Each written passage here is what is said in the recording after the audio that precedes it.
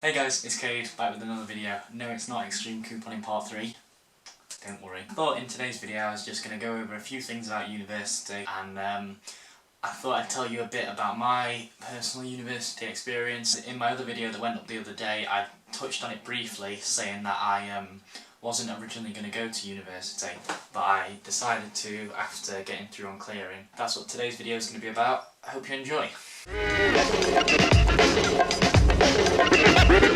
Right then, where do I begin? At the beginning, I guess. Originally I wasn't going to go to university. My plan was I was going to stay on at my secondary school, Henry Fanshaw's, shout out. So originally I was doing 3 AS's, film, psychology and English literature. That were the ones. I failed psychology and I had to pick up sociology. But because I picked it up as a new subject, I'd have to take it as an A-level the year after. So it had a knock-on effect, meaning that I'd have to stay at school for an extra year, then go to university once I had all the collective UCAS points from the exams. So that was my plan originally. Then results day come about when I was in post-16. I got my results and found out about this magical thing called clearing.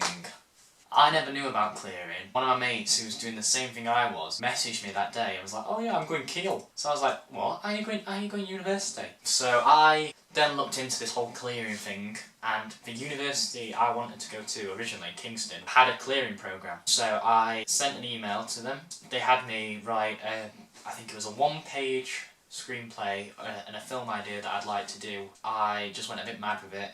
Made it into like an 8-page screenplay in a day and sent it him at the end of the day, and he was like, oh my god, this is amazing. He was just like, yeah, this is really good and we have a space for you if you'd like. So obviously I was absolutely thrilled, but it just meant that I didn't have enough time really to get everything in order. So this was, I think, the end of August last year, so 2018.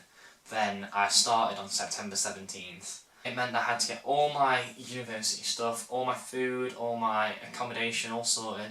I managed to do it, went on the university website. Most unis have this, and you just go on it, accommodation is really easy to sort out. I gave them a ring, luckily I got a place. But because I got in on clearing, it meant that for the first term, I think it was the first couple terms maybe, for the first term definitely, I had no money other than what I already had in my bank account, which was like £100, £200, something like that, to last me like a couple months living on my own. So yeah, that was hard. So it meant that I didn't really go out much drinking. I still was able to meet some amazing people who I'm friends with now, and I'm moving into a house with them next year. I ended up living off steak in a can, which I mentioned in my other video. It was a dark period in my life, I must say. God, it was horrible. It was hard, but it's doable. You just gotta budget yourself. Something that I did that was a really good plan is to budget out meals. Maybe say Monday I'm gonna have fish, peas, potatoes. Tuesday I'm gonna do myself like a chicken salad. A lot of student towns and cities will have like Aldi and Lidl, and they're really good value for money. That's where I went and did all my shopping. You don't need to go to Waitrose or Sainsbury's or anything like that. Pasta is a big one when you have no money. Live off pasta. Buy a massive bag of penne or spaghetti.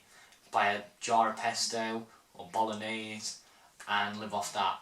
Whilst at university, I ate corn, and that's just because it's easier to cook and you can't poison yourself, and also it's cheaper as well to buy than chicken usually, so get a bag of that. It can last you like 2 meals. I'm going to have a cooking video out soon where I'm going to show people how to make student meals that are really easy to make. I know when I went to uni I had no cooking experience at all. Freshers is one of those things that I think a lot of people do, is when they go out and that's the only time they go out throughout the year. That's what I did. Yeah, I didn't really go out much, and that's just because London's fucking expensive. No, it's just because, I don't know, I just decided to stay in or go to the gym or cinema or something instead. The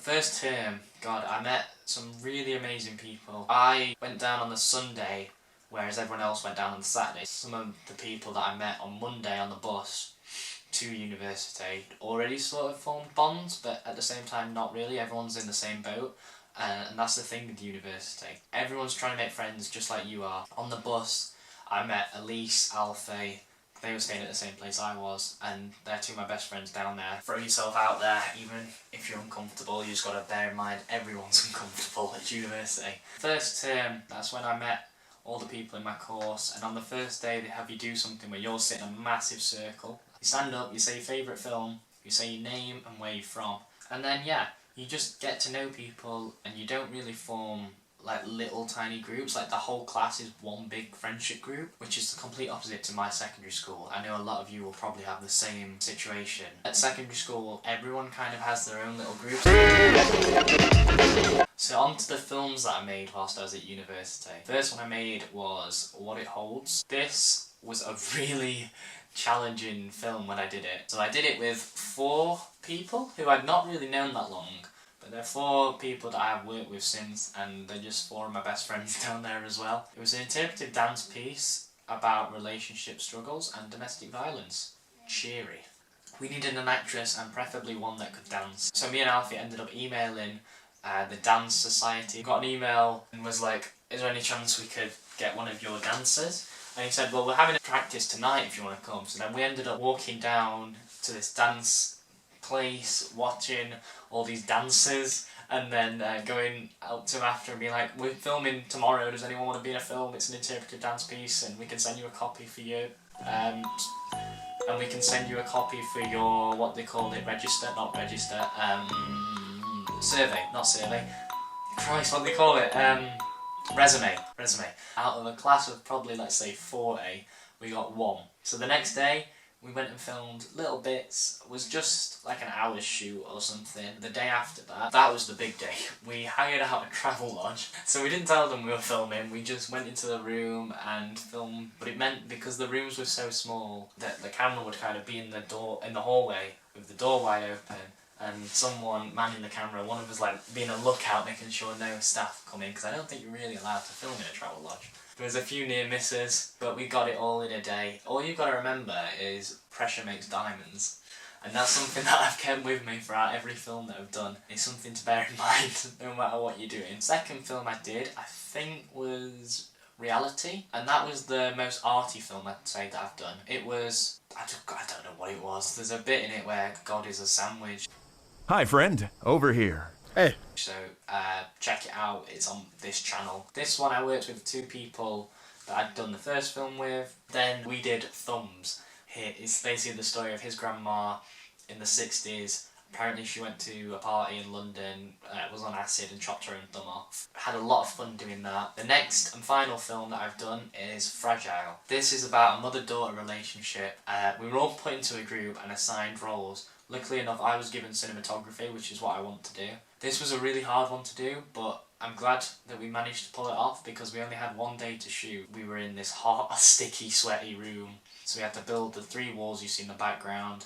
We had to build the entire set, move it all into this small room, get the lights in there, film in there, which made it even hotter. Then I had to position the camera in ways to not show the edge of the walls, to show that we weren't actually in a room. We were given 2 professional actors, Lainey and Phoebe. I had a lot of fun making that. You wouldn't really think you'd have fun making it, but I did. It was good, and it was really good to be thrown into that kind of role. The last thing I just want to touch on is living in London. It's very different living in London. It gives you a big sense of independence living somewhere like that. Same with any city you're going to be living in. You might go there and think, oh Christ, I'm gonna just survive off pasta, I don't know how to cook anything.